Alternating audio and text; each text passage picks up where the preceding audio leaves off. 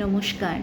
কবিগুরুর একটি গল্প মানভঞ্জন, সেই গল্পগুচ্ছ থেকেই আমি পড়ছি। শুনবেন প্লিজ। ভালো লাগলে লাইক করে সাবস্ক্রাইব করে নেবেন চ্যানেলটা, ঠিক আছে? চলুন শুরু করছি। মানভঞ্জন। রমানাথ শীলের ত্রিতল অট্টালিকায় সর্বোচ্চ তলের ঘরে গোপীনাথ শীলের স্ত্রী গিরিবালা বাস করে। শয়নকক্ষের দক্ষিণ দ্বারের সম্মুখে ফুলের টবে গুটিকতক বেলফুল এবং গোপাল ফুলের গাছ। ছাদটি উচ্চ প্রাচীর দেয়া ঘেরা। বহির্দৃশ্য দেখিবার জন্য প্রাচীরের মাঝে মাঝে একটি করিয়া ইট ফাঁক দেওয়া আছে। শোবার ঘরে নানা বেশ এবং বিবেশ বিশিষ্ট বিলাতি নারীমূর্তির বাঁধানো এনগ্রেভিং টাঙানো আছে, কিন্তু প্রবেশদ্বারের সম্মুখবর্তী বৃহৎ আয়নার উপরে ষোড়শী গৃহস্বামিনীর যে প্রতিবিম্বটি পড়ে, তাহা দেওয়ালের কোনো ছবি অপেক্ষা সৌন্দর্যে ন্যূন নহে। গিরিবালার সৌন্দর্য অকস্মাৎ আলোকরশ্মির ন্যায়, বিস্ময়ের ন্যায়, নিদ্রাভঙ্গে চেতনার ন্যায় একেবারে চকিতে আসিয়া আঘাত করে এবং এক আঘাতে অভিভূত করিয়া দিতে পারে। তাহাকে দেখিলে মনে হয় ইহাকে দেখিবার জন্য প্রস্তুত ছিলাম না। চারিদিকে এবং চিরকাল যেরূপ দেখিয়া আসিতেছি, এ একেবারে হঠাৎ তাহা হইতে অনেক স্বতন্ত্র। গিরিবালাও আপন লাবণ্যোচ্ছ্বাসে আপনি আদ্যপান্ত তরঙ্গিত হইয়া উঠিয়াছে। মদের ফেনা যেমন পাত্র ছাপিয়া পড়িয়া যায়, নবযৌবন এবং নবীন সৌন্দর্য তাহার সর্বাঙ্গে তেমনি ছাপিয়া পড়িয়া যাইতেছে। তাহার বসনে ভূষণে গমনে, তাহার বাহুর বিক্ষেপে, তাহার গ্রীবার ভঙ্গিতে, তাহার চঞ্চল চরণের উদ্দাম ছন্দে, কঙ্কনের কিঙ্কিণীতে, তরল হাস্যে, ক্ষিপ্র ভাষায়, উজ্জ্বল কটাক্ষে একেবারে উচ্ছৃঙ্খলভাবে উদ্বেলিত হইয়া উঠিতেছে। সুন্দর কথাগুলি।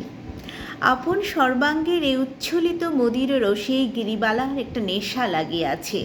প্রায় দেখা যাইত একখানি কোমল রঙিন বস্ত্রে আপনার পরিপূর্ণ দেহখানি জড়াইয়া সে ছাতের উপরে অকারণে চঞ্চল হইয়া বেড়াইতেছে, যেন মনের ভিতরকার কোন এক অশ্রুত অব্যক্ত সঙ্গীতের তালে তালে তাহার অঙ্গ প্রত্যঙ্গ নৃত্য করিতে চাহিতেছে। আপনার অঙ্গকে নানা ভঙ্গিতে উৎক্ষিপ্ত বিক্ষিপ্ত প্রক্ষিপ্ত করিয়া তাহার যেন বিশেষ কি এক আনন্দ আছে। সেজন্য আপন সৌন্দর্যের নানা দিকে নানা ঢেউ তুলিয়া দিয়া সর্বাঙ্গের উত্তপ্ত রক্তস্রোতে অপূর্ব পুলক সহকারে বিচিত্র আঘাত প্রতিঘাত অনুভব করিতে থাকে। সে হঠাৎ গাছ হইতে পাতা ছিঁড়িয়া দক্ষিণ বাহু আকাশে তুলিয়া সেটা বাতাসে উড়াইয়া দেয়। অমনি তাহার বালা বাজিয়া ওঠে, তাহার অঞ্চল বিবস্ত্র হইয়া পড়ে, তাহার সুললিত বাহুর ভঙ্গিটি পিঞ্জরমুক্ত অদৃশ্য পাখির মতো অনন্ত আকাশে মেঘরাজ্যের অভিমুখে উড়িয়া চলিয়া যায়। হঠাৎ সে টব হইতে একটা মাটির ঢেলা তুলিয়া অকারণে ছুঁড়িয়া ফেলিয়া দে, চরণাঙ্গুলের উপর ভর দিয়া উচ্চ হইয়া দাঁড়াইয়া প্রাচীরে ছিদ্র দিয়া বৃহৎ বহির জগৎটা একেবারে চট করিয়া দেখিয়া লয়, আবার ঘুরিয়া আঁচল ঘুরাইয়া চলিয়া আসে। আঁচলের চাবির গোছা ঝিনঝিন করিয়া বাজিয়া ওঠে।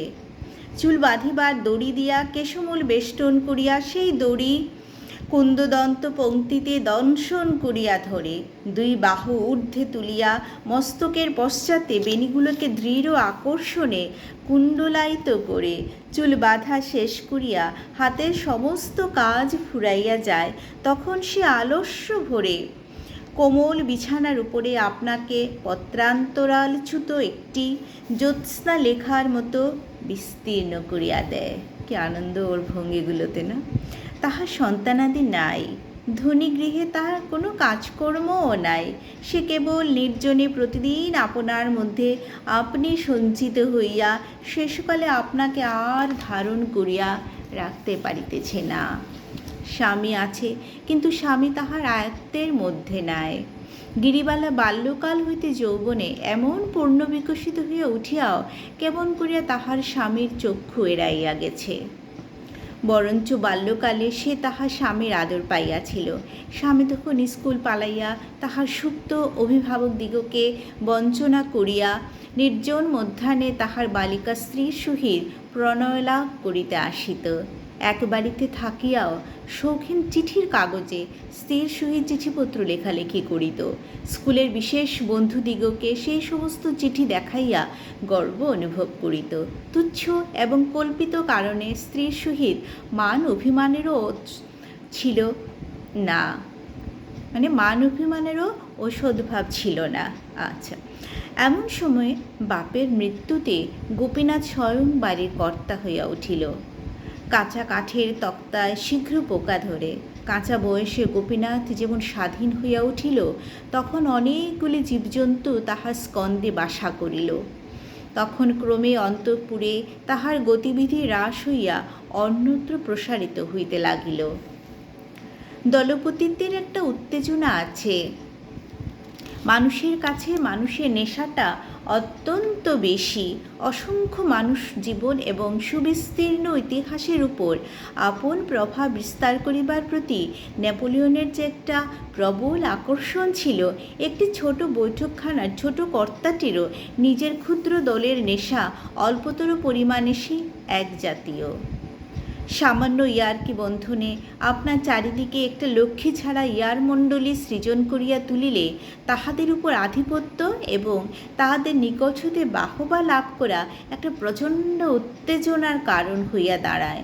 সেজন্য অনেক লোক বিষয়নাশ, ঋণ, কলঙ্ক সমস্তই স্বীকার করিতে প্রস্তুত হয়। গোপীনাথ তাহার ইয়ার সম্প্রদায় অধ্যক্ষ হইয়া ভারী মাতিয়া উঠিল। সে প্রতিদিন ইয়ার্কের নবনব কীর্তি, নবনব গৌরব লাভ করিতে লাগিল। তাহার দলের লোক বলিতে লাগিল, শ্যালকবর্গের মধ্যে ইয়ার্কেতে অদ্বিতীয় খ্যাতি লাভ করিল গোপীনাথ। সেই গর্বে, সেই উত্তেজনায় অন্যান্য সমস্ত সুখ দুঃখ কর্তব্যের প্রতি অন্ধ হইয়া হতভাগ্য ব্যক্তিটি রাত্রি দিন আবর্তের মতো পাক খাইয়া খাইয়া বেড়াইতে লাগিল।